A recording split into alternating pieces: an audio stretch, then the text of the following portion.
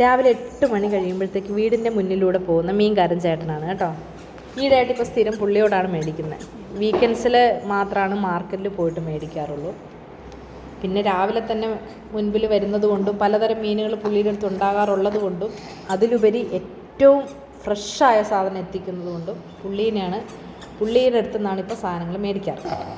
ഇത് ചൂരയാണ് കേട്ടോ. തിരുവനന്തപുരംകാരുടെ പ്രയോറിറ്റി എന്ന് പറയുന്നത് ചൂരയാണ്. അവർ ചൂര ഇല്ലെങ്കിൽ മാത്രമേ മറ്റൊരു മീൻ മേടിക്കുള്ളൂ എന്ന് തോന്നുന്നു. അങ്ങനെയാണ് ഈ ചുറ്റുവട്ടത്തുള്ള ആളുകളൊക്കെ. എൻ്റെ വീടിൻ്റെ തൊട്ട് താഴെയുള്ള ആൻറ്റി ചൂര മാത്രമേ മേടിക്കുകയുള്ളൂ. എല്ലാ ദിവസവും ചൂര തന്നെ. അവരുടെ പ്രിയപ്പെട്ട മീനാണ് അത്രേ അത്.